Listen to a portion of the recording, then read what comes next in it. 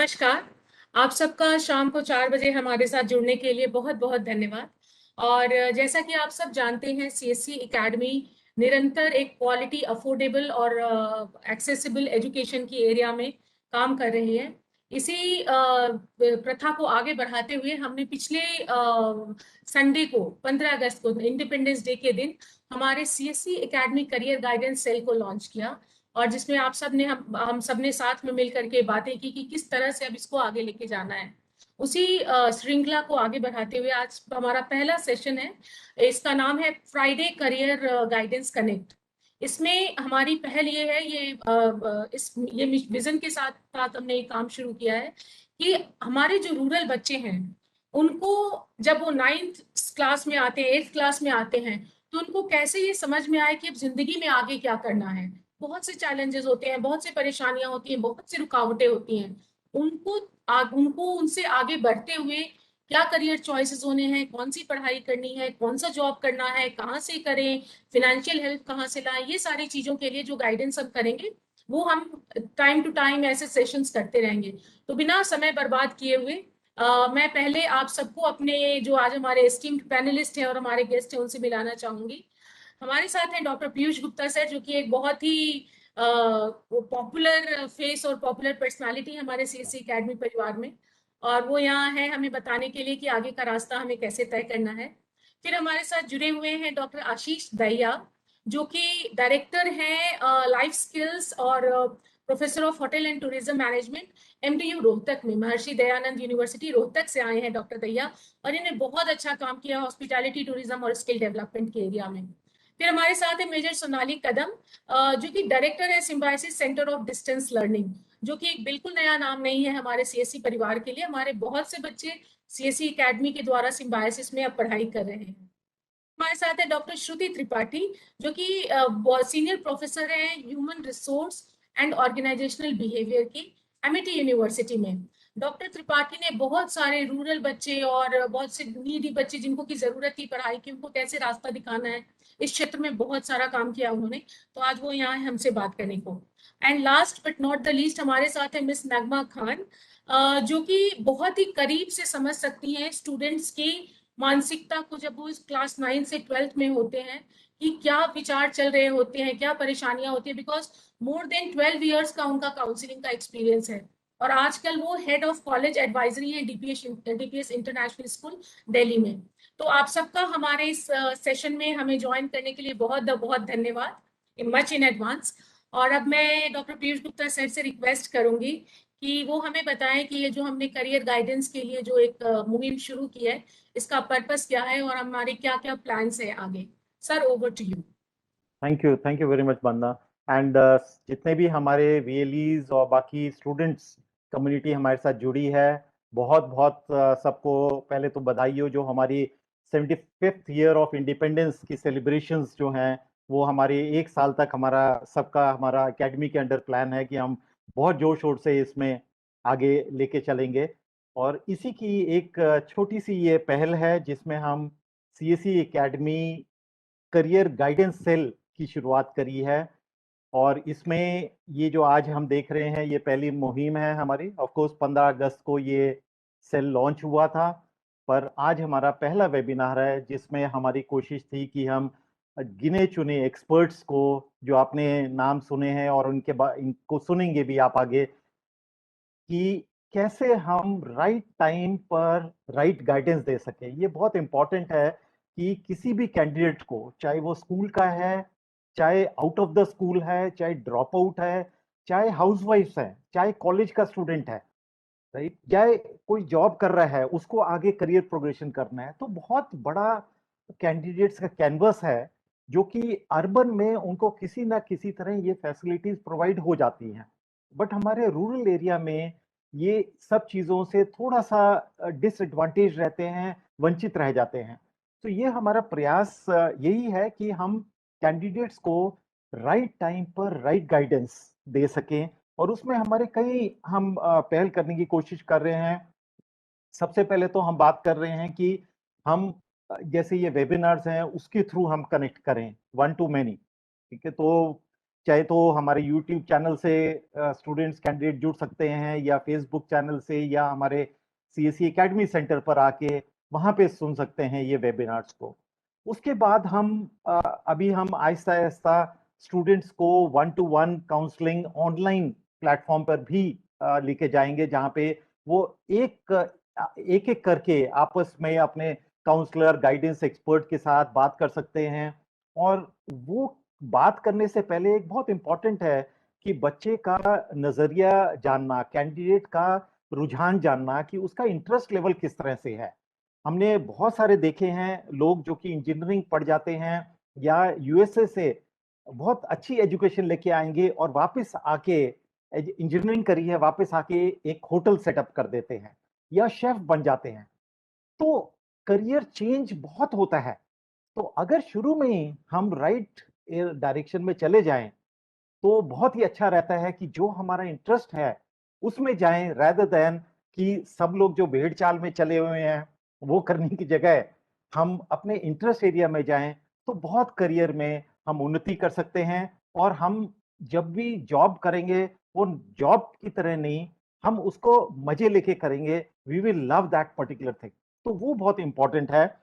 तो हमारे इसके अंदर ही एक और चीज इंपॉर्टेंट है कि ये जितनी भी करियर गाइडेंस होती है, ये बहुत सारे प्लेटफॉर्म्स हैं, ऑनलाइन प्लेटफॉर्म्स हैं, बट वो एक्सपेंसिव होते हैं जब हम वन टू वन की बात करते हैं, क्योंकि ये एक बार की गाइडेंस नहीं है। बच्चे को may be 8th class onwards ये शुरुआत कर सकते हैं हम बच्चों को जानना कि उनका क्या इंटरेस्ट एरिया है। तो साइंटिफिक तरीके से उसमें साइकोमेट्रिक टेस्ट होते हैं, बहुत तरीके हैं जिसमें वो हम आहिस्ता आहिस्ता बच्चों को जान सकते हैं, जिसके बेसिस पर गाइडेंस दे सकते हैं। तो जैसे हमारा एकेडमी का एक मेन ऑब्जेक्टिव है कि बेस्ट क्वालिटी लेके आनी और अफोर्डेबल कॉस्ट पर, तो ये दो चीजों को हम रखते हुए ये हमारा जो प्रयास है कि अर्ली करियर गाइडेंस कैंडिडेट्स को पहुंच सके, तो उसके ही हमारी ये पूरी की पूरी शुरुआत है। और दो तीन बहुत इंपॉर्टेंट हैं इसमें हम जो देख रहे हैं करियर गाइडेंस। अभी जैसे 11th 12th में बच्चे आए हैं, अब कॉलेज में जा रहे हैं, तो उनको गाइडेंस देना इस करके आज की डेट में हमारे जो वेबिनार्स हैं बहुत इंपॉर्टेंट हो जाएंगे। और हम जो बात कर रहे हैं करियर गाइडेंस, हम हमारा एकेडमी का वो एम है कि हम जो ये 70% हमारी पॉपुलेशन जो रूरल में है हम उनको एड्रेस कर रहे हैं, तो इसलिए ये और ज्यादा इंपॉर्टेंट हो जाता है। हम बहुत सारे अपने एग्जिस्टिंग पार्टनर्स को जो हमारे एकेडमी के साथ जुड़े हैं, चाहे वो इंडस्ट्री से है, चाहे वो एकेडमिक यूनिवर्सिटी से हैं, चाहे इंडिविजुअल हैं, मेंबर्स हैं, एक्सपर्ट्स हैं, उनको आहिस्ता आहिस्ता इस पूरी मुहिम में हम जोड़ेंगे। और बहुत लोगों का इंटरेस्ट है। तो मैं सारे जितने भी पैनलिस्ट हैं उनका भी धन्यवाद करता हूं कि वो हमारे इस फर्स्ट वेबिनार में अपना टाइम निकाल के और अपना एक्सपीरियंस और एक्सपर्ट गाइडेंस हमारे जो कैंडिडेट्स हैं जो हमारे एकेडमी सेंटर्स या फेसबुक या यूट्यूब चैनल से जुड़े हैं उनको आप गाइड करेंगे, और अगले आने वाले टाइम में हम और डिटेल में जा सकेंगे। So thank you very much, and thank you Banna, over to you. Thank you so much sir. हमेशा पीयूष सर जब बात करते हैं तो इतने सिंपल तरीके से वो पूरा जो हमारा long term 1 year 3 year 5 year plan होता है, बहुत कुछ सेंटेंस में उसको बिल्कुल अच्छे से हमें दिखा देते हैं। तो अब जैसा कि हम सबको पता है कि हम आगे किस दिशा की ओर बढ़ने वाले हैं, मैं अब अपने पैनलिस्ट का स्वागत करूंगी और हम अब अपने डिस्कशन को आगे बढ़ाते हैं, देखते हैं कि किस क्षेत्र में बच्चों को क्या करना चाहिए, क्या कर सकते हैं और क्या नहीं करना चाहिए। हम इस बात पे भी चर्चा करेंगे कि उन्हें क्या नहीं करना चाहिए, वो भी बहुत जरूरी होता है। तो मेरा पहला सवाल है हमारे फर्स्ट पैनलिस्ट नगमा जी से। जैसा कि मैंने बताया, नगमा काफी सारे मतलब पिछले 12-14 सालों में इन्होंने काफी बच्चों के साथ काम किया है। और एक बच्चा जो आता है कि मैम मुझे मैथ्स में आगे बढ़ना है, वो इनके पास से जाता है तो उसका दिमाग बन गया होता है कि नहीं अब तो मुझे टूरिज्म में आगे काम करना है, क्योंकि बच्चे को समझ में आता है कि मैं किस चीज के लिए बना हूँ और क्या करना चाहिए। और बच्चा सक्सेसफुली 10 साल के बाद वापस आता है और इनको और इनके इंस्टीट्यूशन को थैंक्स बोलता है। तो मैं ये नगमा जी आपसे जानना चाहूंगी कि आखिर बच्चे में आप क्या मदद करती, क्या देखना चाहिए बच्चे को जब वो 9th से 12th की जर्नी में रहता है, तो उसको क्या क्या चीजों का वो मापना चाहिए, क्या क्या चीजें एनालाइज करनी चाहिए अपनी आगे करियर चॉइस डिसाइड करने के लिए। ओवर टू यू नगमा जी। सबसे पहले तो वंदना एंड पीयूष मैं आप दोनों का बहुत धन्यवाद करना चाहूंगी कि ये एक बहुत ही इम्पोर्टेंट विषय है जिसे आज तक बहुत फोकस में नहीं आया, और इस वजह से जो पीयूष सर कह रहे थे कि भेड़ चाल चली जा रही थी, जिसमें ना तो बच्चे ज्यादा सफल हो पा रहे थे और ना ही खुश रह पा रहे थे। तो मुझे बहुत खुशी है ये देखकर कि ऐसा कोई मुहिम हमने शुरू किया है। हमारे पास एक प्लान है जो हमें ज़रूर आगे ले जाएगी और हमारे बच्चों को में सफलता दिखेगी। अब हम करते क्या हैं? दुनिया धीरे-धीरे बहुत ही बदल रही है। अब जो दुनिया बदली हुई दुनिया जो हम देख रहे हैं, वो बहुत ही स्किल बेस्ड है, बहुत कौशलता बेस्ड है कि आपको कौन-सी चीज़ें आती हैं, कौन-सी वो हुनर है जो आपके पास है। दूसरा, अब जो एक वैज्ञानिक है, उसको सिर्फ विज्ञान नहीं जानना है, उसको अर्थशास्त्र भी जानना है। ये नई दुनिया की तरफ हम जा रहे हैं और ये सफलता की एक चाबी भी है। हम बच्चों को कैसे इस तरफ करते हैं? बहुत ही सिंपल चीज़ें हैं, 4 चीज़ें हैं जो मैं यहाँ बात करना चाहूँगी। पहली चीज़, बच्चों का एप्टीट्यूड, जो हम कहते हैं साइकोमेट्रिक टेस्ट के बारे में हमने बात किया, एप्टीट्यूड टेस्ट। एप्टीट्यूड होता क्या है? सुनने में बड़ा लगता है ये। एप्टीट्यूड एक बहुत छोटी-सी चीज़ है। आपको क्या चीज़ आसानी से आती है? कुछ चीज़ें हमें बहुत आसानी से आती हैं, कुछ चीज़ें लगे रहते हैं हम। तो एप्टीट्यूड ये बताता है, एक एप्टीट्यूड ये टेस्ट ये बताता है कि कौन-सी चीज़ हमें आसानी से आ जाएगी, और अगर वो चीज़ हमें आसानी से आएगी, तो ज़ाहिर-सी बात है हम उसमें अच्छा करेंगे, हम उसमें सफल होंगे। ये पहली चीज़ है। दूसरी चीज़ है पर्सनैलिटी टेस्ट। पर्सनैलिटी, हमारा स्वभाव एक सर्टेन सिचुएशन में कैसा होगा, हम कैसा कैसा व्यवहार करेंगे, हमारा बिहेवियर क्या होगा। तो भाई आ तो गई हमें चीज़, पर अगर हम एक सिचुएशन में रखा गया और हमारा व्यवहार उस सिचुएशन के हिसाब से नहीं गया, तो वहाँ पे भी परेशानी आ सकती है। तो एप्टीट्यूड, पर्सनैलिटी, इंटरेस्ट, हमारी रुचि किस चीज़ में है ना? हर चीज़ में तो हमारी रुचि नहीं होगी, ठीक है, मुझे बहुत अच्छे से ये चीज़ आ गई, पर क्या मुझे उस चीज़ में मज़ा आ रहा है? क्या वो चीज़ मुझे इंटरेस्ट कर रही है? वो होता है तीसरा एस्पेक्ट। अब इन तीनों के साथ सबसे ज़रूरी जो चौथा एस्पेक्ट होता है, उसे हम कहते हैं एफर्ट, परिश्रम। तो अगर 3 चीज़ें हैं हमारे पास, पर हमारे पास परिश्रम नहीं है, उस चीज़ पे हम एफर्ट नहीं डाल रहे हैं, तो वो तीनों चीज़ तो हमारे पास एक ऐसे गैजेट की तरह हो गई जिसे हमें चलाना आता नहीं। तो इसलिए इन चारों चीज़ों का कॉम्बिनेशन होता है जो एक बच्चे को सफलता की तरफ अग्रसर करता है। पर इन चारों चीज़ों को जानने में, पहचानने में समय लगता है।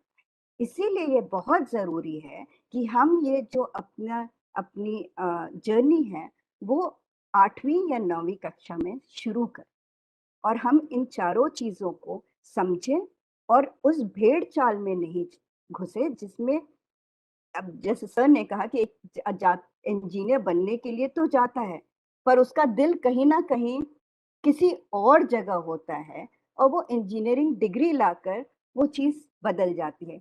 इसीलिए जब बच्चा हमारे पास आता है, 8वीं 9वीं का बच्चे को 4 चीज़ें पता होती है, इंजीनियरिंग, मेडिकल, ज़्यादा से ज़्यादा होटल मैनेजमेंट कहीं सुना होता है तो।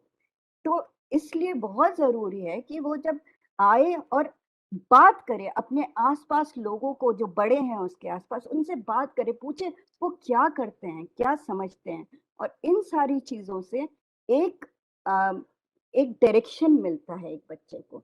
सो ये चारों चीज़ें हैं जो एक बच्चे को समझना बहुत-बहुत अनिवार्य है। थैंक यू नगमा, बहुत अच्छे से आपने बहुत खूबसूरती से हमें ये 4 चीजें बताई, एप्टीट्यूड, पर्सनालिटी, इंटरेस्ट और एफर्ट। ये बहुत अच्छा है, मुझे उम्मीद है सारे बच्चों ने नोट कर लिया होगा और अब इस पे अपने टीचर्स के साथ, अपने बुजुर्गों के साथ, अपने जो एक्सपीरियंस भाई बहन है, आसपास है, दोस्त है, उनके साथ इन पे काम करना शुरू करिए, अपने आप को समझिए। अब इसी क्वेश्चन को इसमें एक्सटेंशन करते हुए मैं डॉक्टर श्रुति से पूछना चाहूंगी कि डॉक्टर श्रुति, आपने एचआर के एरिया में, ह्यूमन रिसोर्स के एरिया में, ऑर्गेनाइजेशनल बिहेवियर, लर्निंग, ट्रेनिंग, इस एरिया में बहुत काम किया है, आपने खुद अपना करियर इस एरिया में बनाया है। तो मैं जानना चाहूंगी कि अगर कोई बच्चा ऐसे लोगों के साथ मिलकर काम करना चाहता है, वो पीपल सेंट्रिक जॉब में जाना चाहता है, तो इसके लिए उसको कैसे पता चलेगा 9th-10th में कि मुझे पीपल सेंट्रिक जॉब में जाना चाहिए कि नहीं जाना चाहिए? वो कैसे आइडेंटिफाई करेगा कि मुझे इस रास्ते में आगे बढ़ना है कि नहीं? Doctor Shruti, over to you. सबसे पहले तो मैं डॉक्टर पीयूष गुप्ता और बंदना जी, मैं आपका बहुत बहुत धन्यवाद कहना चाहती हूँ कि आपने इस विषय को उठाया और हमें मौका दिया अपनी बात रखने के लिए। जैसा कि नगमा जी ने बताया कि हमें 4 चीजों की बड़ी आवश्यकता है किसी भी तरह से अपने आप को अपने बारे में पहचानने के लिए, ताकि हम ये पहचान सकें कि क्या हम इस लायक हैं, इस योग्य हैं कि हम आगे बढ़ सकें। दूसरी चीज ये कि मैं उन बच्चों को बधाई देना चाहती हूँ, साथ में उन माता पिता को, कि जो इस दौर को जी रहे हैं। क्यों? क्योंकि बहुत सारी चीजें आज की तारीख में ऐसी बदली हैं, और खासतौर पे अगर हम पिछले मार्च 2020 से अगर हम उसकी तुलना करें तो हर चीज बदल गई। आज सोचिए, आज आप रूरल कनेक्ट कर रही हैं इस यहाँ पर बैठ करके, और आप इस चीज को कर ले रही हैं। तो सभी बच्चों के लिए अपार और असीमित संभावनाएं हैं आगे बढ़ने के लिए। आपने सवाल पूछा कि अगर वो मेरे जैसे क्षेत्र में अगर जाना चाहते हैं, तो सबसे पहले तो ये है कि क्या जो छोटे बच्चे हैं, अगर वो अपने आप को आइडेंटिफाई कर, कुछ बच्चे होते हैं उनको ये रहता है, हर चीज को बताने का बड़ा शौक होता है, जिसको हम लोग अंग्रेजी में कहते हैं वर्बल एबिलिटी और डेमोन्स्ट्रेशन। तो क्या आप ऐसे बच्चे हैं जिनको एक छोटी सी कहानी भी होगी तो उसको बड़ा रस लेकर के बताने में मजा आए, ताकि वो दूसरे के अंदर इंटरेस्ट पैदा कर सके कि आपकी बात को सुना जाए। ज्ञान तो सब जगह है, ज्ञान तो गूगल पे बढ़ ही रहा है, लेकिन हमारे को वो सुनने आए। क्या आप में वो क्षमता है कि जब वो बच्चा बोल रहा है तो बाकी सारे लोग आपकी बात को समझें? साथ ही अगर आप एक काम और कर सकते हैं, अगर आपका इस तरफ रुझान है और आपको ऐसा लगता है कि आपकी जो बोलने की जो क्षमता है, आपकी वाणी की जो क्षमता है, जिसको कहते हैं स्पीकिंग स्किल्स, बहुत अच्छी है, आपकी भाषा पर जो है आपका जो संतुलन है वो बहुत अच्छा है, तो आप कुछ चीजें हैं उसको आप ध्यान रखें, आप उसको, उस हुनर को आगे बढ़ाने की कोशिश करें। वो कैसे हो सकता है? हम अपने इर्द गिर्द जो लोग हैं, आप व्हाट्सएप के थ्रू, या आपके यहाँ नेट पहुंचा हुआ है, आप फेसबुक पे अगर अपनी प्रोफाइल बनाते हैं, तो ऐसे बहुत अनगिनत विषय हैं जिनके बारे में हम फेसबुक भी करता है, और लिंक्डइन तो थोड़ा प्रोफेशनल हो जाता है जो 8वीं के बच्चों के लिए नहीं है। परंतु मैं कहूँगी आप सोशल मीडिया का एक बहुत अच्छा प्रयोग करके प्रैक्टिकली उस काम को आगे बढ़ा सकते हैं। बच्चे ब्लॉग आजकल बड़े अच्छे बना रहे हैं, तो और वो भी गांव के बच्चों का मैंने देखा है, उनके बड़े फॉलोअर्स हैं, छोटे छोटे बच्चे हैं, 15 साल 16 साल के बच्चे। तो आप अपने आप को पहचानिए, अपने आप को देखिए कि क्या हम ये कार्य कर सकते हैं या नहीं, और बड़ा आसान है, हम कितनी चीजों को अच्छे से प्रस्तुत कर पाते हैं, प्रेजेंटेशन कर पाते हैं, और यही चीज धीरे धीरे धीरे धीरे आगे बढ़ती है हम, और वो एक ट्रेनर का या एचआर के एरिया में बड़ा रूप ले लेती है। तो शुरुआत एक छोटे से बीज से करते हैं, और बहुत अच्छा समय है, और इस वक्त हर चीज आपके सपोर्ट में है, इसलिए ये सोच करके आगे बढ़िए, यही मैं कहना चाहूँ। थैंक यू डॉक्टर श्रुति। तो जैसा डॉक्टर श्रुति ने कहा कि अगर आप लोगों के साथ आगे जाकर काम करना चाहते हैं तो आपको बात करना आना चाहिए। एक होता है बात सोचना, मन में बहुत अच्छे अच्छे विचार है, लेकिन उसको एक अच्छी कहानी की तरह अच्छी तरीके से हम कैसे आगे लोगों को बोल सकते हैं, ये देखना बहुत ही ज्यादा जरूरी होता है। तो इसी श्रृंखला को आगे बढ़ाते हुए जो अगला सवाल है मेरा, वो मैं डॉक्टर आशीष से पूछना चाहूंगी। अब डॉक्टर आशीष से सवाल पूछने के पहले मैं आपको बता दूं कि डॉक्टर आशीष ने अपने करियर की शुरुआत की थी Oberoi centre of learning and development, वहाँ के टॉपर हैं ये। जब अपने टाइम पे, जब इन्होंने आज से करीब ऑलमोस्ट 2 डेकेड्स पहले जब वहाँ काम शुरू किया, और आज की तारीख में ये एक गवर्नमेंट यूनिवर्सिटी है, महर्षि दयानंद यूनिवर्सिटी, वहाँ पे ये डायरेक्टर है सॉफ्ट स्किल्स के और हॉस्पिटैलिटी एंड टूरिज्म के। तो आप ये देखिए कि जो इन्होंने डिस्टेंस ट्रैवल किया है, एक हॉस्पिटैलिटी से शुरू करके स्किल डेवलपमेंट और एजुकेशन की दुनिया में जो ये आगे बढ़े हैं, तो आखिर ऐसी क्या वो चीजें हैं जो हमारे गांव के बच्चे समझे? अगर वो हॉस्पिटैलिटी ट्रैवल, जो कि एक बहुत ही पॉपुलर स्ट्रीम है, अगर आप गांव में हर दूसरा बच्चा होटल मैनेजमेंट करना चाहता है और ट्रैवल और टूरिज्म में आगे काम करना चाहता है, तो मैं ये जानना चाहूंगी डॉक्टर आशीष आपसे कि आखिर बच्चे को कैसे पता चले कि वो जो सपने देख रहा है उसके लिए वो बना भी है कि नहीं, उसमें वो कौन सी पर्सनालिटी ट्रेट्स होने चाहिए, कैसा उसका सोच होना चाहिए इस लाइन में आगे बढ़ने के लिए। ओवर टू यू डॉक्टर आशीष। सबसे पहले तो मैं आपका धन्यवाद करना चाहूँगा, विशेष तौर पर CSC academy doctor Piyush Gupta का और सभी पैनलिस्ट जो इस पहले ऑनलाइन सत्र में मौजूद हैं। और आपने एक बहुत महत्वपूर्ण विषय को जो है चुना। आप ये देखिए कि हिंदुस्तान में क्या पूरे विश्व भर में अगर बच्चे को आइसक्रीम खानी है तो माँ बाप उसको उसकी चॉइसेस पूछते हैं, स्ट्रॉबेरी चाहिए, वनीला चाहिए।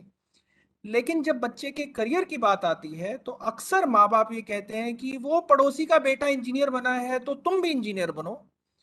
मैं हरियाणा प्रदेश के महर्षि दयानंद विश्वविद्यालय से हूँ। हमारे यहाँ हर 10वां जवान जो है वो हिंदुस्तान में हरियाणा से है। तो माँ बाप प्रेरित करते हैं ग्रामीण अंचल में कि बच्चे जो हैं वो आर्म्ड फोर्सेस की ओर जाएं, पुलिस की ओर जाएं। तो ये एक अच्छी बात है, लेकिन इसके पीछे हमें कारण समझना होगा कि माँ बाप ऐसा क्यों करते हैं। तो पहले तो मैं इसे लेना चाहूंगा माँ बाप के नजरिए से, फिर छात्रों के ऊपर आना चाहूंगा। माँ बाप अपने बच्चे के लिए वो करियर या वो चीज चुनना चाहते हैं जिसको लेकर वह संतुष्ट हैं, जिसके बारे में वो श्योर हैं, सर्टेन हैं। और जो चीज उन्होंने देखी है, जैसा परिवेश उन्होंने जिया है, उसके अनुरूप वो अपने बच्चों को करियर्स के बारे में जानकारी देते हैं। हॉस्पिटैलिटी और टूरिज्म एक उभरता हुआ क्षेत्र है, लेकिन आज भी हिंदुस्तान में बहुत सारे क्षेत्रों में, विशेष तौर पर ग्रामीण अंचल में, अगर हम पर्वतीय क्षेत्र या तटीय क्षेत्र जहां पर पर्यटन के लोगों ने आम जनमानस तक फायदे देखे हैं, बाकी क्षेत्रों में आज भी आतिथ्य और पर्यटन को एक महत्वपूर्ण करियर के रूप में माँ बाप या समाज नहीं देखता है। तो पहली बात तो यह है कि माँ बाप को या समाज को समझना होगा। और यहाँ मुझे एक बहुत खूबसूरत सा एनेक्डोट याद आ रहा है, कविदंती याद आ रही है। मैं उन दिनों गढ़वाल केंद्रीय विश्वविद्यालय से रोहतक नया नया आया था, और क्योंकि खुद हरियाणा से हूँ, ग्रामीण अंचल से हूँ, तो एक पिता अपनी पुत्री के साथ विश्वविद्यालय में मेरे पास आए और उन्होंने कहा कि डॉक्टर साहब, ये लड़की जो है इसका दिमाग खराब हो गया है, इसका एडमिशन जो है वो बीएड में हो गया है और ये बीएड ना करके ये होटल टूरिज्म का कोई कोर्स करने को चाह रही है।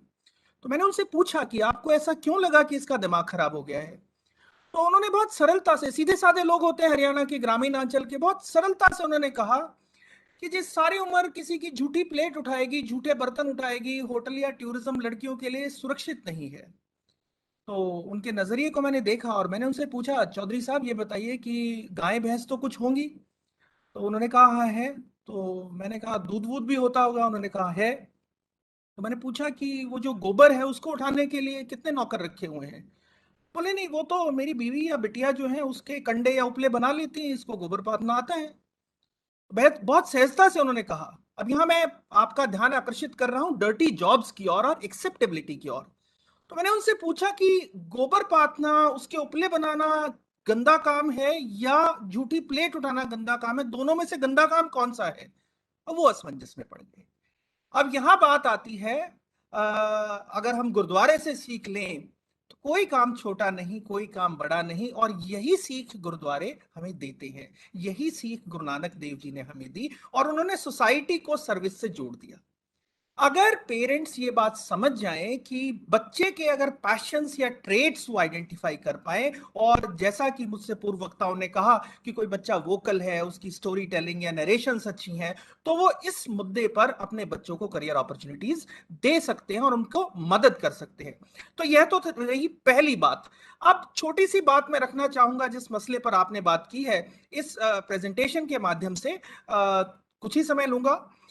जब हम करियर्स की बात कर रहे हैं हॉस्पिटैलिटी और टूरिज्म जैसे क्षेत्र में, तो बहुत सारे स्कोप जो हैं वो हैं, और जो विद्यार्थी विशेष तौर पर स्कूल लेवल पर तैयारी कर रहे हैं, अगर उन्हें ये बात समझ में आ जाए कि ये देखने में तो बहुत लुभावना है कि विद्यार्थी जो है वो होटल और टूरिज्म में तरह तरह का घूमना है, होटलों में जाना है, लेकिन उसके साथ साथ उसे यह समझना होगा कि इसमें अन्य भी बहुत सारी चीजें हैं, जैसे कि प्रतिबद्धता। क्या वो विद्यार्थी उसके लिए प्रतिबद्ध है, वो अपना उतना समय दे पाएगा?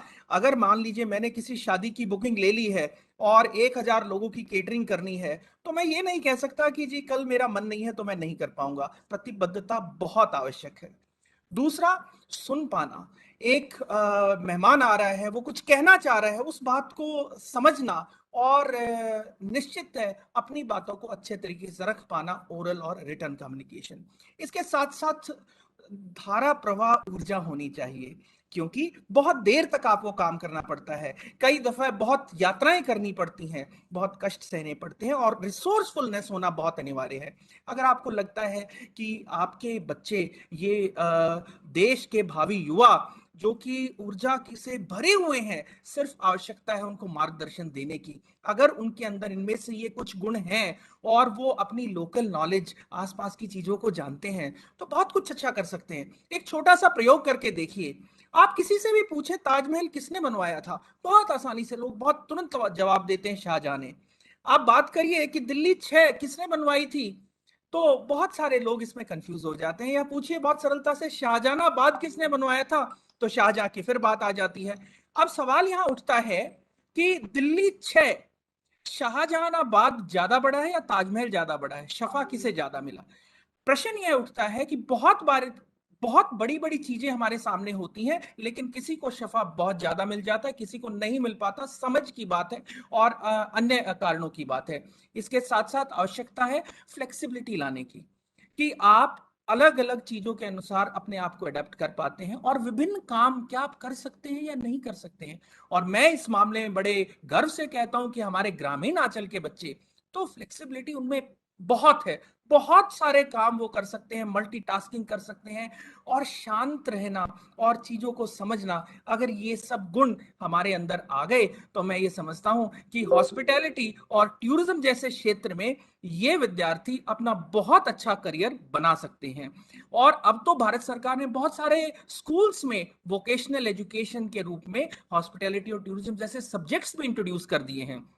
इसके साथ साथ अगर सांस्कृतिक जागरूकता वो रख लें और थोड़ा सा सुरक्षा और स्वच्छता के बारे में ज्ञान रख लें, क्योंकि हमें ये देखना होगा कि कोई भी पर्यटक या मेहमान हमारे घर भी आ रहा है, या अपने लिए अगर हम सुरक्षा और स्वच्छता को समझ पाते हैं और उसको रख पाते हैं, तो एक हेल्दी लिविंग की ओर जा सकते हैं। तो कुल मिलाकर यह एक बेहतरीन क्षेत्र है, और सकारात्मक रवैये के साथ और इन सब गुणों के समावेश के साथ अगर विद्यार्थी इसमें आगे बढ़ना चाहें, तो क्या शहरी आंचल और क्या ग्रामीण आंचल बहुत अच्छा कर सकते हैं। और अंत में इतना ही कहना चाहूंगा कि हार्वर्ड विश्वविद्यालय ने ताज के ऊपर एक केस स्टडी की, और जब ताज मुंबई में टेररिस्ट अटैक हुए थे, उन्होंने ये जानने की कोशिश की कि ताज में वो लोग अपनी जान की बाजी लगाकर उन मेहमानों को बचाने के लिए कैसे जुटे हुए थे, क्या ऐसा जादू था। उनके जो तथ्य उन्होंने पाए, उनमें से एक महत्वपूर्ण कारण यह भी था कि ताज जैसी होटल चेन ने ग्रेड्स को वरीयता नहीं दी, उन्होंने एटीट्यूड्स को वरीयता दी थी। और ज्यादातर एम्प्लॉयज जो ताज में काम कर रहे थे, ये हार्वर्ड विश्वविद्यालय की उस केस स्टडी में लिखा हुआ है, वो टियर 2 टियर 3 सिटीज से थे, जिनके यहाँ हम ये मानते हैं कि पड़ोसी के यहाँ ताकना झांकना ठीक नहीं है, लेकिन उनके यहाँ आज भी भाईचारा, एक बड़ा परिवार आज भी एक दूसरे की चिंता करता है। और ये गुण शायद अन्य गुणों के साथ ताज में हिंदुस्तानी मेहमान नवाजी, हिंदुस्तान की इस संस्कृति को दे पाए, इतने लोगों की जान बचा पाए अपनी जान पर खेलकर। तो बहुत बहुत धन्यवाद। Over to you. Thank you so much doctor Ashish, that was nice stories. अच्छी अच्छी कहानियां भी आपने बताई हमें, गांवों की भी और ताज की भी। बहुत अच्छा लगा आपको सुनकर। अब हमने ये जान लिया नगमा जी से, डॉक्टर श्रुति से और डॉक्टर आशीष से कि किस तरह की चीजों को हमें ध्यान देना है अगर हम किसी एक करियर क्षेत्र में आगे जाना चाहते हैं। आने वाले टाइम में हम एक पर्टिकुलर करियर को लेके और भी ज्यादा बात करेंगे, बट फिलहाल अब हम अपॉर्चुनिटीज की तरफ चलते हैं। मतलब कि क्या क्या अपॉर्चुनिटीज हैं, क्या क्या नए रास्ते हैं, क्या क्या कर सकते हैं हम एक लाइन में आगे जाकर। तो मैं आपसे, मेजर सोनाली, मैं आपसे जानना चाहूंगी कि हमने देखा है कि गांव में बच्चे इंजीनियरिंग की एक बहुत ही ज्यादा उस लाइन में जाना चाहते हैं, बट उनको ये भी होता है कि क्या हम इंजीनियर ही बन के रहें या आगे हम जाकर और मैनेजमेंट में पढ़ाई करें। तो बहुत कंफ्यूजन होता है कि मतलब एक स्ट्रीम में जाना चाहते हैं बट लालच होता है एक और स्ट्रीम में कदम रखने का।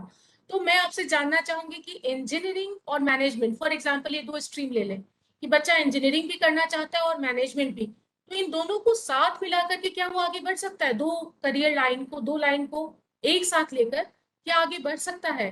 अगर हाँ, तो इस क्षेत्र में क्या क्या अपॉर्चुनिटीज हैं? Over to you major Sonali. धन्यवाद वंदना। सबसे पहले मैं आप लोगों का शुक्रिया अदा करना चाहूंगी, specially CSC academy, Piyush sir आपका, कि आपने इस इम्पोर्टेंट क्षेत्र में एक इतनी अच्छी पहल की है। कुछ समय पहले नगमा मैडम भी बोल रही थी कि यार आपने भी शायद उनके इंट्रोडक्शन में बोला बच्चा मैथ्स करने आया टूरिज्म में चला गया। हमने बात करी बीएड करने आए होटल मैनेजमेंट में चले गए।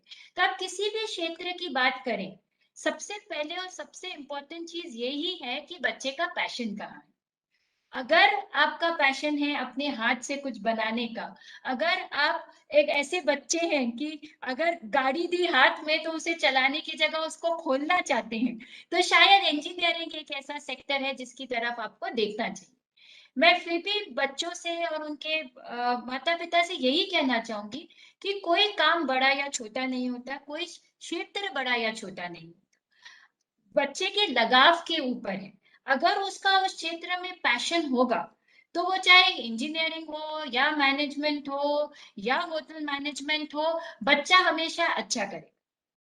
इंजीनियरिंग एक ऐसा सेक्टर है, एंड आई थिंक हम थोड़ी देर पहले बात भी कर रहे थे कि अब सब मल्टी डिसिप्लिनरी हो गया है। अगर आप सिर्फ इंजीनियरिंग को ही देखें तो आज सिर्फ एक मैकेनिकल इंजीनियर होना इनफ नहीं है। हर चीज में आज टेक्नोलॉजी है। अगर आपको इलेक्ट्रॉनिक्स नहीं आता तो शायद आप अच्छे मैकेट्रॉनिक्स इंजीनियर नहीं बन पाएंगे, क्योंकि जो टेक्नोलॉजी है वो सिर्फ एक क्षेत्र में नहीं रह गई है, वो हर क्षेत्र में आ गई है। जो चाहे टूरिज्म की बात कर रहे हो या आप मैनेजमेंट की बात कर रहे हो, आज हम डेटा की बात करते हैं, डेटा साइंस की बात करते हैं, हम टेक्नोलॉजी की बात कर रहे हैं। आज टेक्नोलॉजी एक ऐसा सूत्र बन गया है कि जैसे सर कह रहे थे वन टू मैनी, आज हम हजारों बच्चों को एड्रेस कर पा रहे हैं क्योंकि टेक्नोलॉजी है। तो एजुकेशन में भी आज हमको इंजीनियरिंग की जरूरत है। तो एक समन्वय बनाना बहुत जरूरी है, बच्चे को समझना कि किस टाइप के इंजीनियरिंग वर्टिकल्स, वो हो सकता है सिविल इंजीनियरिंग हो, मैकेनिकल इंजीनियरिंग हो, लेकिन सिर्फ वो इंजीनियरिंग नहीं चलेगी।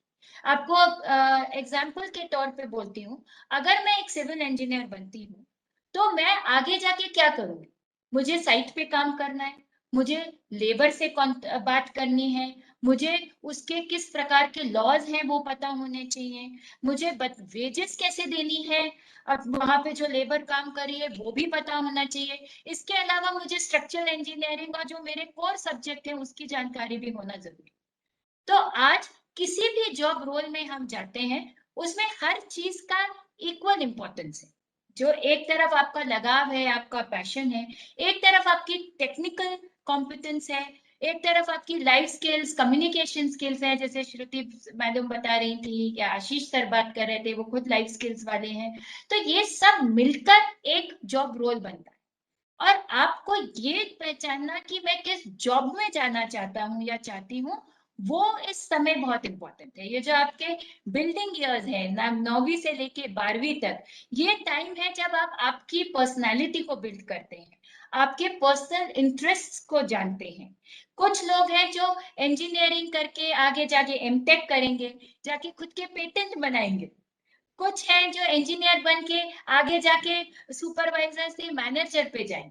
तो एक ये लर्निंग कर्व होता है जो आप अभी से अगर सीखना शुरू करेंगे, अभी से आपके किस तरफ आपका पैशन है, कौन से जॉब रोल में आप जाना चाहते हैं, उस पे अगर आप कॉन्सेंट्रेट करेंगे तो आप धीरे धीरे आपकी स्किल बिल्डिंग कर सकते हैं। ये एक कंटिन्यूअस एक्सरसाइज है, और आप मानेंगे या ना मानेंगे, जितने लोग इस पैनल पे हैं हम सब कंटिन्यूअसली सीख रहे हैं। ये जो 1.5 साल रहे हैं, हमने देखा एजुकेशन में डिसरप्शन आया, हम सब ने टेक्नोलॉजी को एडॉप्ट किया। आप सब एक मान लीजिए कि हम सब आधे इंजीनियर हो गए जब तक हम अपने बच्चों को टेक्नोलॉजी प्लेटफॉर्म पे ले गए, हमने उनको हैंड्स ऑन कराया। तो अब ये माइंडसेट रखना, इंजीनियरिंग कुछ और है, मैनेजमेंट कुछ और है, धीरे धीरे अपने को वो माइंडसेट को तोड़ना है। हमें बात करनी चाहिए आपके लगाव की, आपके पैशन की, जॉब रोल्स की, और उस पर लगने वाली स्किल की, और वो सिर्फ कुछ भी हो सकती है। So I think time has come कि एज पेरेंट्स ऑल्सो, जो आज हमारे पेरेंट्स सुन रहे हैं, वो अपने बच्चों के साथ बैठे, उनसे समझें कि उनका पैशन कहाँ है, किस टाइप की अपॉर्चुनिटीज, जॉब रोल्स जो है जो उनको ज्यादा अट्रैक्ट करते हैं, और उस हिसाब से उनके बच्चों को भी तैयार करें कि वो आगे ये जो फ्यूचरिस्टिक वर्ल्ड आ रही है, जो मल्टी डिसिप्लिनरी हो रही है, इंटरडिसिप्लिनरी हो रही है, उसके लिए तैयार। Thank you. Thank you major Sonali, ये आपने बहुत अच्छे से बताया कि इंजीनियरिंग और मैनेजमेंट ही नहीं, इंजीनियरिंग में भी जो डिफरेंट स्ट्रीम्स होते हैं, 2 स्ट्रीम के साथ आप आगे बढ़ सकते हैं। तो आप वो जमाना नहीं है कि आपको हार्डवेयर सीखना है या सॉफ्टवेयर सीखना है, दोनों सीखो, दोनों को साथ लेकर के आगे बढ़ सकते हैं। इसी डिस्कशन को आगे करते हुए मेजर सोनाली, मैं आपसे जानना चाहूंगी, एक स्ट्रीम है जिसकी बात हमने नहीं की अभी तक, वो है कॉमर्स के बारे में। और हमारे बहुत से बच्चे रूरल में भी और अदरवाइज ऑल्सो हमने देखा है, कॉमर्स में बहुत इंटरेस्ट होता है उनका, लेकिन उसके आगे ना रास्ता जो है और अपॉर्चुनिटीज उनको बहुत लिमिटेड नजर आती हैं। तो इसकी वजह से फिर वो डाइवर्ट होते हैं या डिसीजन लेने में थोड़ा घबराते हैं। तो अब मैं आपसे जानना चाहूंगी कि कॉमर्स में अगर कोई बच्चा इंटरेस्टेड है, नंबर्स के साथ अच्छा है, उसको नंबर्स के साथ खेलना बहुत मजा आता है, तो उसके लिए क्या क्या अपॉर्चुनिटीज हैं आगे आगे की पढ़ाई करने के बाद? Over to you major Sonali. Sir, एक सेक्टर, जब हम ये पैंडेमिक के दौर से जा रहे थे, एक सेक्टर जो बिल्कुल अनअफेक्टेड रहा है, वो रहा है बैंकिंग, फाइनेंस एंड इंश्योरेंस का सेक्टर। बहुत ही इंपॉर्टेंट सेक्टर है। आपकी जो इकोनॉमी है वो बीएफएसआई सेक्टर से चलती है। सो कॉमर्स की तरफ जो बच्चे देख रहे हैं, कुछ वर्टिकल्स हैं जो बहुत क्लियर हैं। आप आगे जाके बीकॉम कर सकते हैं, चार्टर्ड अकाउंटेंसी कर सकते हैं। अभी काफी सारे कोर्सेज हैं जो इंटीग्रेटेड कोर्सेज होते हैं, जो बीकॉम के साथ आपको सीए की तैयारी कराते हैं, एसीसीए की तैयारी कराते हैं। इसके अलावा बच्चे आगे जाके मास्टर्स ऑफ बिजनेस एडमिनिस्ट्रेशन करते हैं, जहां पर वो अपनी स्पेशलाइजेशंस में फाइनेंस ले सकते हैं। एक जो बहुत बड़ा मूवमेंट हुआ है फाइनेंशियल सेक्टर में हैज बीन द प्राइवेटाइजेशन। काफी सारे अब आपके पास प्राइवेट सेक्टर में इंश्योरेंस कंपनीज हैं, बैंक्स हैं, फॉरेन इन्वेस्टमेंट्स आ रही हैं, फॉरेन बैंक्स हैं। तो यहाँ पर ना ही सिर्फ अकाउंटेंसी के जो जॉब्स हैं वो आए हैं, ऑल्सो मार्केटिंग एंड फाइनेंस के काफी सारे रोल्स आए, बिजनेस डेवलपमेंट के काफी सारे रोल्स आए हैं। रूरल एरियाज में अगर आप देखेंगे, आजकल majority of the bank and the insurance sector में सबसे ज्यादा जो एम्प्लॉयमेंट अपॉर्चुनिटी आ रही है वो रूरल सेक्टर की। तो आप ये जो बच्चे कॉमर्स सेक्टर से आ रहे हैं, वो कॉमर्स में डिग्रियां करने के बाद अपने गांवों में जाकर, अपने घरों में रहकर एक बहुत अच्छी नौकरी की जो अपॉर्चुनिटी है वो पा सकते हैं। बिजनेस कॉरेस्पॉन्डेंस हो गए, आपके इंश्योरेंस के जो एजेंट्स हो गए, मैनेजर्स हो गए। तो ये एक बहुत ही बड़ा सेक्टर है जो खुल रहा है। इसके अलावा कॉमर्स करने के बाद एमकॉम, एमबीए, इस तरह की डिग्रियां जो है, वर्टिकल मोबिलिटी उसमें काफी वेल डिफाइंड है, और बच्चे काफी सारा उसमें सीख सकते हैं। कॉम्पिटिटिव एग्जामिनेशन है काफी सारे, NISM, NCFM, ये वाले जो सर्टिफिकेशन है वो बच्चे वो भी कर सकते हैं।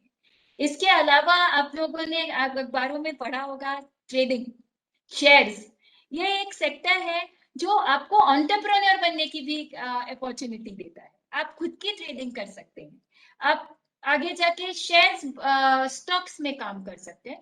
तो एक बहुत बड़ा कॉमर्स से रिलेटेड ये एक सेक्टर है जो खुल रहा है। अब हम ब्लॉकचेन, क्रिप्टो करेंसी, टेक्नोलॉजी की तरफ भी इनसे रिलेटेड हम कुछ क्षेत्र हैं जो खुल रहे हैं, जहां बहुत अपॉर्चुनिटी आएगी। तो जैसे हम बोल रहे थे वर्ल्ड भी मल्टी डिसिप्लिनरी हो रहा है, तो टेक्नोलॉजी और कॉमर्स ये भी एक ऐसा सेक्टर है जो खुल रहा है। एग्जाम्पल के लिए अगर मैं आपको बोलूं तो आप देखते हैं जो आपके मोबाइल पेमेंट एप्लीकेशन है, आजकल हर कोई मोबाइल पेमेंट कर रहा है। डिफरेंट डिफरेंट आपके पास उसके एप्स हैं। वो जो एप्स बनाते हैं या उसके पीछे की जो उनको नॉलेज बेस चाहिए, वो सब कॉमर्स के बच्चे, क्योंकि जो बैंकिंग रेगुलेशंस हैं, जो ऑनलाइन ट्रांजैक्शंस हैं, वो सब कॉमर्स के बच्चों से आ रहा है। टेक्नोलॉजी तो एक माध्यम है उसको देने का। तो फिनटेक एक वर्टिकल है, फाइनेंशियल टेक्नोलॉजी वर्टिकल, जो अगले 5 से 10 सालों में is going to change the face of the sector. तो ये एक बहुत बड़ा सेक्टर है जो डेवलप हो रहा है। जिन बच्चों को कॉमर्स में इंटरेस्ट है, जिनको टेक्नोलॉजी में लगाव है, वो इस सेक्टर की तरफ भी देख सकते हैं। Thank you. मेजर सोनाली, आपने तो बिल्कुल अपॉर्चुनिटीज का वो होता है ना, ओशन ओपन कर दिया स्टूडेंट्स के सामने, कैंडिडेट्स के सामने जो कॉमर्स में जाना चाहते हैं। Things like fintech and crypto currency, ये सब बच्चों को एक मानसिकता में देखती हूँ कि बहुत ज्यादा आप जो ट्रेडिशनल जॉब्स हैं, गवर्नमेंट सेक्टर में जॉब है, सिर्फ उसके बारे में सोचते हैं। थोड़ा उससे बियॉन्ड जाकर जो नई नई चीजें हो रही हैं उसके बारे में देखें, तो जैसा मेजर सोनाली ने बोला, बहुत अपॉर्चुनिटीज हैं। और वन अनअफेक्टेड सेक्टर जो रहा है वो फाइनेंशियल सेक्टर रहा है, और हम सब देख लें कि उसमें कितनी ज्यादा ग्रोथ हो रही है। अब इसी सिलसिले को आगे बढ़ाते हुए अपॉर्चुनिटीज की जहां हम बात कर रहे हैं, मैं डॉक्टर श्रुति से जानना चाहूंगी कि जो ह्यूमन रिसोर्स मैनेजमेंट जो एरिया है, जिस जगह हम बोल रहे हैं पीपल मैनेजमेंट की जो हम बात करते हैं, इसमें अगर कोई बच्चा आज एक जॉब ज्वाइन करता है तो 3 से 5 साल के टाइम में वो किस तरह का ग्रोथ देख सकता है, क्या क्या ग्रोथ अपॉर्चुनिटीज हैं, कैसी सैलरी, कैसा पोजीशन की वो उम्मीद कर सकता है? Doctor Shruti, over to you. देखिए वंदना जी, मैं मेजर सोनाली जो है उनकी बात को ही आगे बढ़ाना चाहती हूँ, क्योंकि वो जो कह रही हैं वो वास्तविकता है। आज हम चाहे ना चाहे, हम सारे लोग टेक्नोलॉजी पर हैं और ये हमारे जीवन का हिस्सा बन गया है। तो सबसे पहले तो जो भी बच्चे आज की तारीख में जो कुछ भी कर रहे हैं उसमें टेक्नोलॉजी का बहुत बड़ा रोल होगा, चाहे वो अपने लिए करना चाहें या चाहे किसी कंपनी के खातिर वो करना चाहें। क्योंकि जो कुछ भी होगा वो आपको एक क्या कहते हैं कि टेक्नोलॉजी के बेस पे ही काम संभव हो। वर्क फ्रॉम होम जिस तरह का कॉन्सेप्ट्स आ रहे हैं उसको देखते हुए तो संभावनाएं बहुत अपार हैं। इसमें जरूरत यह है कि आप बच्चों से मैं ये समझाना चाहूंगी कि छोटे छोटे कोर्सेज हैं, सर्टिफिकेट कोर्सेज हैं जो इस एरिया में आप जिनको करके आप आगे बढ़ने के लिए आप अपने कदम बढ़ा सकते हैं। क्योंकि एक चीज जो बार बार हमारे पैनलिस्ट कह रहे हैं, कंटिन्यूअस लर्निंग, हमें जीवन पर्यंत सीखना पड़ेगा। आज की मैं 20 साल से मैं अगर इस करियर में हूँ तो आज भी मुझे टेक्नोलॉजी सीखनी पड़ी। पिछला साल मेरे लिए भी बड़ा अटपटा था जब मुझे अपने आप को कैमरे के सामने रख के पढ़ाना पड़ा। मेरे लिए बड़ी अजीब सी स्थिति थी कि अरे ये कैसे है कि मैं ही दिख रही हूँ, मैं ही बोल रही हूँ। तो शुरुआत के कुछ दिन तो बड़े अजीब से गुजरे थे, लेकिन आप उसको एक्सेप्टेंस, लाइफ लॉन्ग लर्निंग जिसको कहते हैं। तो बच्चों, आप तो बिल्कुल इसी समय के इसी तरह की परवरिश में हुई हो, तो वो एक टेक्नोलॉजी का सहारा आपको जरूर लेना है जो आपको आत्मनिर्भर भी बना सकता है। और अगर आप इस क्षेत्र में आगे बढ़ना चाहते हैं तो सरकार जो है मूक जिसको कहते हैं, मैसिव ओपन ऑनलाइन कोर्सेज, स्वयं है आपका एक पोर्टल है जहाँ पे छोटे छोटे कोर्सेज हैं, जिसमें IIM के भी कोर्सेज हैं काफी, आप उनको भी ज्वाइन कर सकते हैं। दूसरा, HR में आपका एक जनरलिस्ट रोल होता है जिसमें आप जाते हैं कंपनी में एज HR मैनेजर ज्वाइन करते हैं और उसके तदुपरांत आप प्रोग्रेस करते हैं। बड़ी जरूरी चीज एक मैं ये कहना चाहती हूँ यहाँ पर कि जो हमारी पहली जॉब जो निकलती है बच्चों, वो आपके टेक्निकल स्किल पे निकलती है। टेक्निकल मतलब अगर मैं फाइनेंस की हूँ या मैं HR की हूँ तो जो मुझसे सवालात होंगे वो ये होंगे कि आप अपने क्षेत्र में क्या जानते हो। लेकिन उसके बाद की जो जॉब होगी वो आपकी अपनी कुशलता पर, व्यवहार कुशलता के ऊपर होगी। अगर मैं बहुत गुस्सैल हूँ, मेरा सबसे झगड़ा होता है, तो मैं चाहे कितनी भी ज्ञानी हूँ मैं आगे नहीं बढ़ पाऊंगी। तो अगर आप इस चीज को, इन छोटी छोटी चीजें हैं, अगर आप ध्यान दें तो आपका जो करियर है वो हमेशा आगे ही बढ़ेगा। आप कितने व्यवहार कुशल हैं, और HR के क्षेत्र में सामंजस्य एक बहुत बड़ा एक रोल है, उसका एक बहुत प्रमुख भूमिका होती है कि आपका सामंजस्य अगल बगल और जो विभिन्न जो ग्रुप्स हैं, चाहे आपका मैनेजमेंट का एक है या एम्प्लॉयज का है, उनकी जो उम्मीदें हैं आपसे बड़ी कॉन्फ्लिक्टिंग होती है। वो कहता है कि हमारा चीज पूरी होनी चाहिए, उधर से होता है हमारी चीज। तो ये एक है, इसमें सामंजस्य बैठाना बहुत जरूरी चीज है। उसके अलावा आर्टिफिशियल इंटेलिजेंस, जिसपे ये मेजर साहब ही बात कर रही थी। दूसरी चीज आपके साथ एक और स्किल है, एक एरिया है, वो है आपका लेबर लॉ की जानकारी। मेक इन इंडिया की वजह से बहुत सारी कंपनीज आ रही हैं यहाँ पे, जिससे काफी रोजगार पैदा हो रहा है। अकेले अभी जेवर का एयरपोर्ट बहुत चर्चा में है। वंदना जी, आप तो नोएडा से हैं, ग्रेटर नोएडा से हैं, आप जान रही होंगी। जेवर एयरपोर्ट के बनने से बहुत सारे और चीजें, वीवो का एक बहुत बड़ा प्लांट सुन रहे हैं, 40,000 लोग उसके अंदर काम करेंगे। इसी तरह के बहुत सारे क्षेत्र जो है मेक इन इंडिया की वजह से और आत्मनिर्भर भारत की वजह से बहुत सारी अपॉर्चुनिटीज आ रही हैं। इस वजह से एचआर ही नहीं, मैनेजमेंट के जितने भी क्षेत्र हैं उसमें संभावनाएं बहुत ज्यादा खुलेंगी। टेक्नोलॉजी का सहारा मत छोड़िए। साथ ही आपको लीगल, अगर आप एचआर में जाना चाहते हैं तो लीगल, और कोशिश करें कि आप यही नहीं, क्योंकि अब आपका विश्व एक आपके मोबाइल के अंदर है, तो आप बाहर की भी दुनिया को देखें। हिंदुस्तान से बाहर, मैं जैसे इंटरनेशनल एचआर पढ़ाती हूँ, तो ग्लोबल लेवल पर भी हम लोग बहुत सारे काम है जो कर सकते हैं, घर बैठे बैठे चीजें हो सकती हैं। तो संभावनाएं अपार है, आप तलाशिए और सही ग्रुप से, सही समूह से जुड़िए। फेसबुक का बहुत अच्छा इस्तेमाल करिए। मैं फिर बोल रही हूँ, अगर आप मेरी बात सुन पा रहे हैं, ये बहुत महत्वपूर्ण माध्यम है, सिर्फ दोस्त बनाने के लिए नहीं है, आगे बढ़ना। मेरे कई स्टूडेंट्स हैं जिन्होंने फेसबुक और लिंक्डइन जैसे सोशल मीडिया के माध्यम से अपनी इंटर्नशिप को पक्की की है। तो मैं, छोटी सी टिप्स हैं ये सारी, प्रैक्टिकली देखें तो ये तो एक करियर प्रोग्रेशन है ही है, उसका एक रास्ता होता ही है। और सबसे अच्छी चीज है कि इस वक्त देश में बहुत निवेश हो रहा है, तो आपके लिए संभावनाएं हर क्षेत्र में बहुत आएंगी। आपको बस ये है कि आपको समय के साथ आप आगे बढ़ते चले और उस पर काम करें। थैंक यू डॉक्टर श्रुति, आपने बहुत अच्छे छोटे छोटे टिप्स दिए मुझे। आई एम श्योर कि सारे बच्चों ने उसको नोट कर लिया होगा और आपको इससे लाभ जरूर मिलेगा। अब हम आते हैं एक ऐसे क्षेत्र के बारे में जिसके बारे में लगातार चर्चा हो रही है, ट्रैवल टूरिज्म और हॉस्पिटैलिटी। वैसे तो बहुत चर्चा हो रही है, बट हमें पता है कि कोविड की वजह से इस क्षेत्र ने बहुत ज्यादा डाउनफॉल देखा है बिजनेस की तरीके में। बट उससे एक, जो तो बोलते हैं ना कि एक उस चिराग में, वो अंधेरे में एक चिराग जल रहा है, वो चिराग ये है कि इसमें बहुत सारी नई अपॉर्चुनिटीज निकल के आ रही हैं।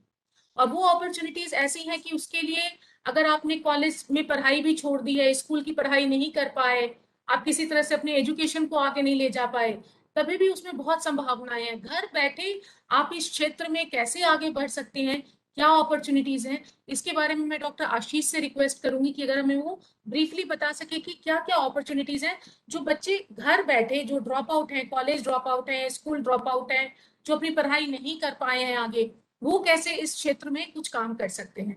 ओवर टू यू डॉक्टर आशीष। इस महत्वपूर्ण मुद्दे को उठाने के लिए पहले तो आपका धन्यवाद। दूसरा, मैं ये कहना चाहूंगा कि जब भी किसी को चोट लगती है तो पहला हम ये कहते हैं, वही माँ को हम याद करते हैं। जब कोविड पेंडेमिक आया, टूरिज्म और हॉस्पिटैलिटी बहुत सोफिस्टिकेटेड डोमेन है और बहुत जबरदस्त चोट इस सेक्टर को लगी। नो डाउट अन्य क्षेत्रों में भी नुकसान हुआ। तो यहां प्रश्न आया कि क्या कोविड जैसे एनवायरनमेंट में आतिथ्य, पर्यटन और सत्कार जैसे क्षेत्र रोजगार और स्वावलंबन की ओर ले जा सकेंगे? तो बहुत दूर नहीं जाऊंगा, मुझे यहाँ एक बचपन की छोटी सी कहानी याद आई। रेस्टोरेंट्स बंद हो रहे थे, होटल्स लॉकडाउन हो रहे थे, एयरपोर्ट्स बंद हो गए थे। और मुझे याद आया, जब मैं छोटा था, पहली या दूसरी कक्षा में पढ़ता होऊंगा, गांव में रहता था, माँ पिताजी दोनों नौकरी करते थे और वो सुबह चले जाते और मैं रोता कि दादी ये चले गए, मैं दिन भर अकेला रहूंगा। और मेरी दादी बहुत प्यार से पेट पे हाथ रख के ये कहती कि बेटा, ये पेट है ना, इसको भरने के लिए काम करना पड़ता है, और अगर ये पेट ना हो तो कोई माँ बाप अपने बच्चे को छोड़ के ना जाए, या कोई बच्चे अपने माँ बाप को छोड़ के दूर नौकरी करने ना जाए।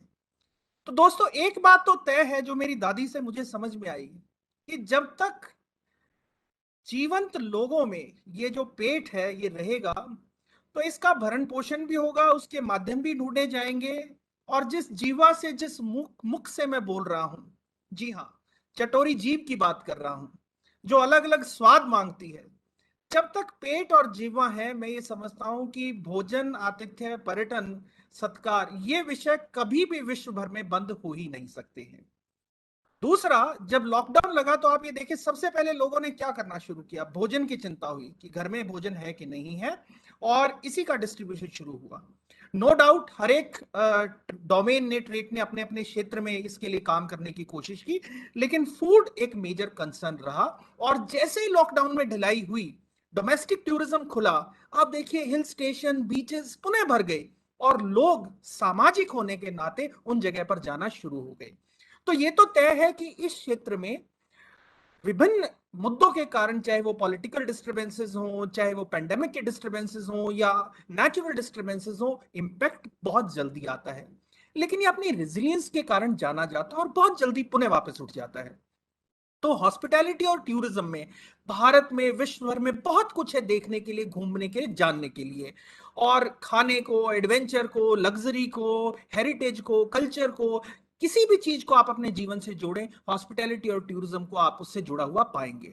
अब बात आती है, जैसा कि बंदना जी ने कहा, कि किस क्षेत्र में, कोविड के बाद किस क्षेत्र में बढ़ा जा सकता है। देखिए, हर व्यक्ति वह चीज जानना चाहता है जिसके बारे में वह नहीं जानता है। और हमारी स्ट्रेंथ क्या है, आज भी भारत की आत्मा गांव में बसती है।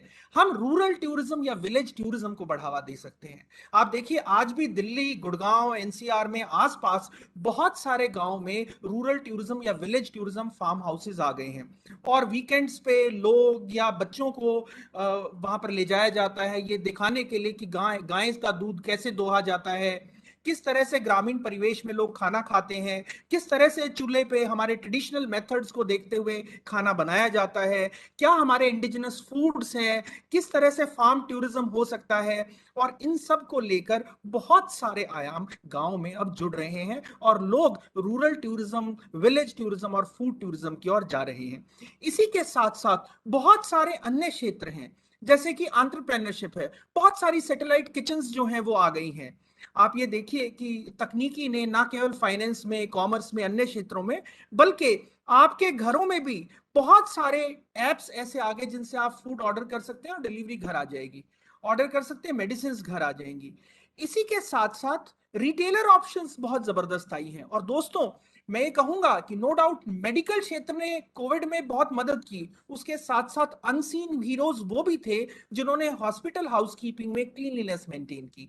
अनसीन हीरोज वो भी थे जो होटल और टूरिज्म को लेके मेडिकल टूरिज्म का, टेलीमेडिसिन का, टेली काउंसलिंग का और हॉस्पिटल्स की किचन्स में खाना बनाने का काम जिन्होंने किया। और ये क्षेत्र हमेशा एवरग्रीन रहेगा। इसके साथ साथ होटल्स में, ट्रेवल में, टूरिज्म में, एयरलाइंस में जो ट्रेडिशनल अपॉर्चुनिटीज हैं वो निश्चित है हॉस्पिटैलिटी और टूरिज्म सेक्टर में रहेंगी ही रहेंगी। और जो नेचुरल अट्रैक्शंस हैं और बाकी जो आयाम हैं, इवन बैंकिंग, रिटेल जैसे क्षेत्रों में भी हॉस्पिटैलिटी और टूरिज्म के जो छात्र हैं उनकी सॉफ्ट स्किल्स के कारण उनको वरीयता दी जाती है। तो ये तो थी कुछ जानकारी आतिथ्य और पर्यटन की पोस्ट कोविड करियर अपॉर्चुनिटीज को लेकर। आप सबसे वाकई बात करके मजा आया। Over to the organisers, Vandana ji, for the next speaker please. Thank you doctor Ashish, that was really wonderful. जैसा डॉक्टर आशीष ने बताया कि हॉस्पिटैलिटी टूरिज्म में काम करने के लिए आपको घर बैठे, आपका एक कमरा तो है, रूरल इंडिया का अगर कोई विजिट करना चाहता है, शहर से लोग अब जाना चाहते हैं, अब कोई इंडिया के बाहर नहीं जाना चाहता है, पता नहीं कब लॉकडाउन लगे और हम वहीं फंसे रह जाए, तो अब लोग इंडिया में ही घूमना चाहते हैं। तो अपने गाँव का बाहर वाले कमरे को थोड़ा ठीक ठाक किया, ऐसे प्लेटफॉर्म्स है, एयरबीएनबी है, booking.com है, उसपे वो 2 कमरे डाल दिए, आमदनी भी हो रही है, आप भी बिजी हैं, आप भी आगे बढ़ रहे हैं, माँ बाप भी खुश। तो घर बैठे आप बिना किसी शिक्षा के भी आप इस एरिया में काम कर सकते हैं। तो बहुत ही खूबसूरत अपॉर्चुनिटी है, इसके बारे में जरूर सोचिए और आसपास बात करिए।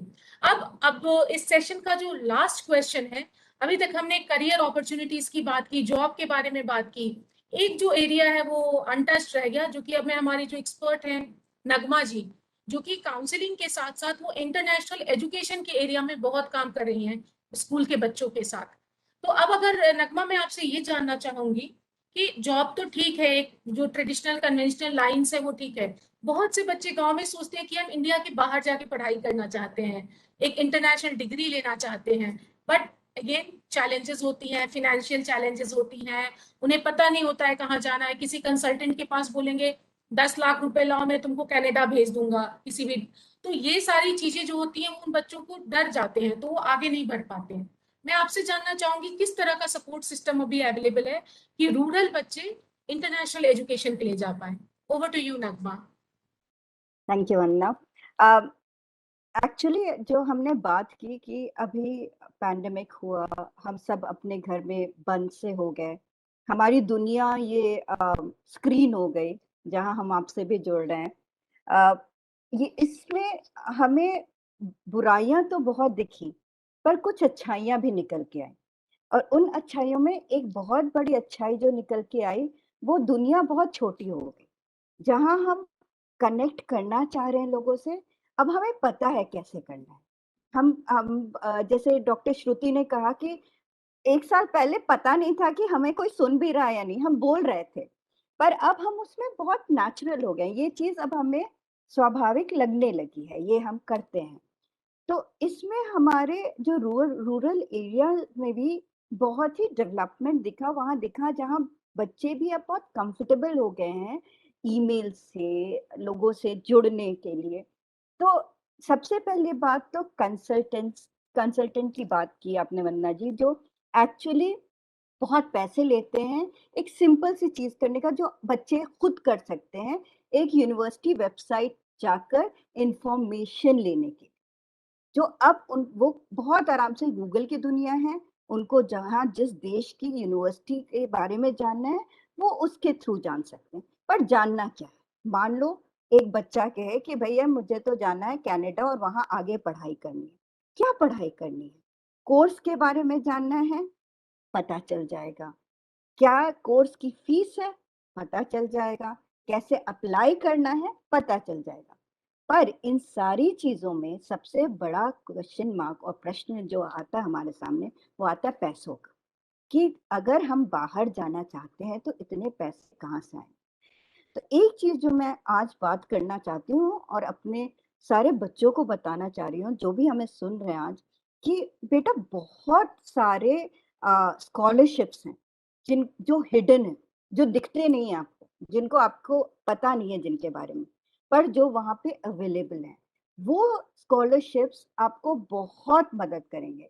आप वो स्कॉलरशिप्स कैसे ढूंढोगे? तो स्कॉलरशिप्स के कई प्रकार हैं।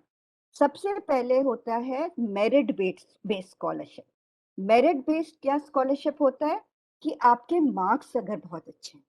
अब मुझे याद है एक यूनिवर्सिटी रिप्रेजेंटेटिव से मैं बात करी थी, विश्व की बहुत ही जानी मानी यूनिवर्सिटी, और मैंने उससे यही सवाल पूछा कि अगर हमारे गांव का एक बच्चा है, तो उसने ये बोला था अपनी स्पीच में कि हमें अगर वो बच्चा चाहिए तो हम किसी भी कोने से उसे रिक्रूट करते हैं।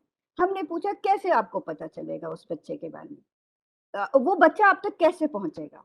उसने कहा उसे कोई जरूरत नहीं, उसे बस दिखाना है कि वो हमारे कम्युनिटी में फिट करता है, हम उसे उठा कर लाएंगे। ये था उसका बोलना। तो सबसे पहले मेरिट, अगर वो आप ऐसी स्कॉलरशिप ढूंढ सकते हैं। दूसरी तरह की स्कॉलरशिप होती है नीड बेस्ड स्कॉलरशिप, आपको जरूरत है, ठीक है, ये होता है जो आप ढूंढ सकते हैं। तीसरी स्कॉलरशिप सब्जेक्ट बेस्ड स्कॉलरशिप, तो कोई बहुत मशहूर, मान लीजिए इकोनॉमिक्स का लंदन स्कूल ऑफ इकोनॉमिक्स है, बहुत मशहूर एक जगह है, वहां पे आप जाकर ढूंढ सकते हैं क्या वो, क्योंकि एक सर्टेन सब्जेक्ट में वहां पे हो रही है पढ़ाई, किस तरह की स्कॉलरशिप वहां मिल रही है उस सब्जेक्ट से, उस विषय से एसोसिएटेड, वो भी स्कॉलरशिप होती है। फिर स्कॉलरशिप होती है स्टूडेंट बेस्ड स्कॉलरशिप। क्या होती है स्टूडेंट बेस्ड स्कॉलरशिप? एक चीज होती है डाइवर्सिटी, विविधता। हर कॉलेज चाहता है, हर यूनिवर्सिटी चाहती है कि उनके यहाँ डाइवर्सिटी हो, उनके यहाँ विभिन्न तरह के लोग आए और पढ़ाई करें, ताकि ना सिर्फ वो सीखें बल्कि वो यूनिवर्सिटी भी सीखे उनसे। तो ये होती है स्टूडेंट बेस्ड स्कॉलरशिप। आप में कुछ ऐसा है जो यूनिवर्सिटी ढूंढ रही है, तो उस वो एक स्कॉलरशिप होती है। फिर एक स्कॉलरशिप होती है डेस्टिनेशन बेस्ड स्कॉलरशिप। हमने बात की टूरिज्म की, हमने बात की हमारे इनरिच्ड कल्चर की। तो अक्सर ऐसा होता है कि कई देश होते हैं जो चाहते हैं कि उनका कल्चर अलग अलग जगह जाए, और इसलिए वो चाहते हैं कि स्टूडेंट्स जो बाहर से हैं वो उनके देश में आए। इसलिए उनका डेस्टिनेशन बेस्ड स्कॉलरशिप भी होती है, वो आप चेक कर सकते हो। और आखिर स्कॉलरशिप जो हम सब और हमारे गांव में खासकर हम देखते हैं, जो बहुत ही एक्सपर्ट्स मिलते हैं इस फील्ड में, वो होते हैं स्पोर्ट्स बेस्ड स्कॉलरशिप। तो वो भी एक बहुत इम्पोर्टेंट स्कॉलरशिप्स है। तो ये कीवर्ड्स बच्चों आपके लिए बहुत ज़रूरी है कि जब आप ढूंढो तो आप ये ढूंढो कि क्या यहाँ नीड बेस्ड है, क्या यहाँ मेरिट, क्योंकि मैं पढ़ाई में बहुत अच्छा हूँ या मैं इस सब्जेक्ट में बहुत अच्छा हूँ, क्या नीड बेस्ड है, क्या ये वो यहाँ वो मेरे सब्जेक्ट का स्कॉलरशिप है जो मैं पढ़ना या पढ़ना चाह रहा हूँ या चाह रही हूँ, वो देखें। डेस्टिनेशन देखें, आपके अंदर कुछ अलग है तो आप स्टूडेंट बेस देखें। ये सब बहुत बहुत इम्पोर्टेंट है। कुछ स्कॉलरशिप्स जो मैं यहाँ पे बोलना चाहूंगी, जो हमारे बच्चे जिसका फायदा उठा रहे हैं, लाभ उठा रहे हैं और बहुत अच्छा कर रहे हैं इंटरनेशनल यूनिवर्सिटीज में, वो है एक टाटा की स्कॉलरशिप है जो पिछले 20+ ईयर्स से चल रही है। फुल ब्राइट स्कॉलरशिप, ये दोनों स्कॉलरशिप यूएस से है। एक स्कॉलरशिप है कॉमनवेल्थ स्कॉलरशिप, ये यूके के लिए है, कॉमनवेल्थ एंड फेलिक्स, और ये सारे आप बहुत आराम से ढूंढ के इसके लिए अप्लाई कर सकते हो। और अभी ऑस्ट्रेलियन एम्बेसी ने भी एक स्कॉलरशिप स्टार्ट की है, तो वो इंडियन स्टूडेंट्स के लिए, इंटरनेशनल स्टूडेंट्स के लिए। और एक और स्कॉलरशिप जो बहुत रिसेंटली स्टार्ट हुई है वो है कट्टा स्कॉलरशिप। अगेन ये जो स्कॉलरशिप है ये अंडर प्रिविलेज्ड या फिर हमारे रिमोट एरियाज के बच्चों के लिए। तो राह बहुत आसान है, बस जानना है कि कौन सी चीजें हमें पता करनी है और किसी को उसके लिए 10-20 लाख देने की जरूरत। थैंक यू सो मच नगमा जी, आपने बिल्कुल एक नया रास्ता ओपन कर दिया है हमारे रूरल किड्स के लिए। और इसी के साथ अब हम सेशन के एंड पे आ गए हैं। बहुत अच्छा लगा आप सबको सुनकर, right from Nagma ji telling us about attitude, personality, interest, effort, to our panellist talking about कि हम क्या करना चाहिए, टेक्नोलॉजी को कैसे एनेबल करना है, अपनी कंटिन्यूअस पढ़ाई करनी है, बोलने की कला आनी चाहिए। और सबसे अच्छी बात जो अभी नगमा जी ने फिर से कहा कि वो बस लगे रहो, रास्ते ओपन होते जाएंगे क्योंकि रास्ते हैं बहुत सारे, बस चलते जाना है। और there is no end to success, बहुत मतलब आसमान तक है ना, बस आपको हाथ उठाना है और तारे तोड़ने हैं, आसमान में तारे बिखरे हुए हैं, तो चलते जाओ, आगे बढ़ते जाओ और सफलता आपके कदमों को चूमेगी। With that we come to end of it.